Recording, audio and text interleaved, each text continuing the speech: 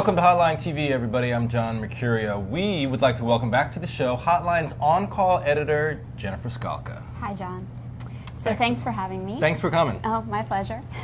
So just yesterday, Clinton supporter George McGovern said it's harder for a woman to be elected president than a black man. Interesting. And McCain, as we know, and as Bill Clinton has pointed out of late, is older than his potential rivals.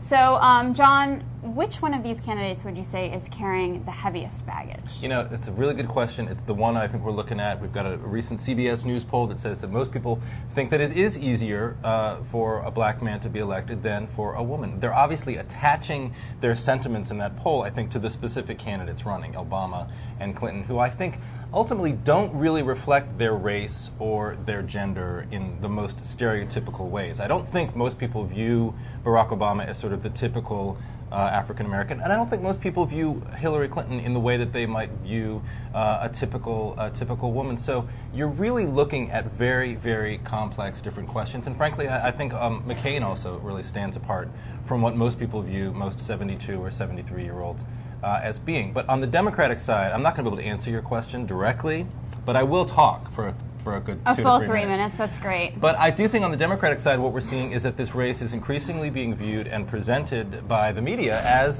through the prism of gender and race. Blame it on the media. Blame it on the media, of course. Why not? Why not? All of them big friends of the show. But, you know, Hillary returning to the topic of Reverend Wright, the media eating it up, and now, of course, reviving the controversy of last week. And Hillary's sort of Bosnia flap, I think it's not necessarily a gender-specific, gender-based story explicitly. But it speaks to the experience. It speaks to the experience. It allows her critics, along with the White House schedules story, to sort of revive their claims that as First Lady, you have no experience to run for president. Why should you be allowed to do so? So I think this week we are looking at very sort of race and gender-based storylines.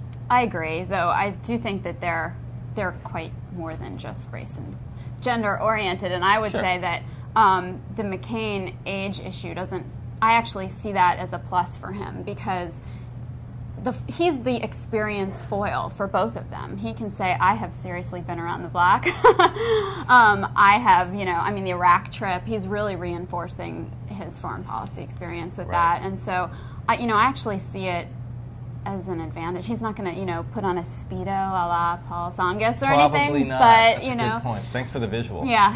Thanks for the visual.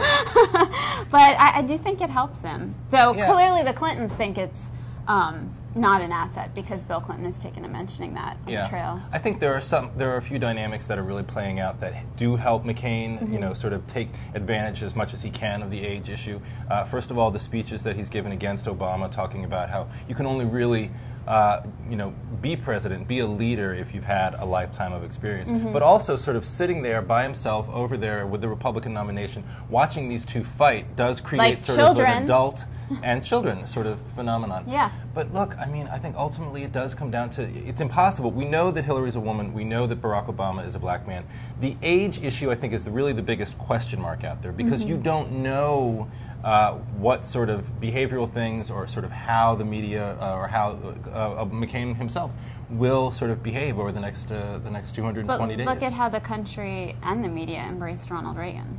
But who was no spring chicken. Look at how they embraced Bob Dole when he fell off of the stage in Chico. Look how they got rid of Bill Roth in the Delaware Senate race in 2000. I mean, we've also got McCain can say, hey, I'm the youngest of the old guys, right? Gravel and Nader. Indeed.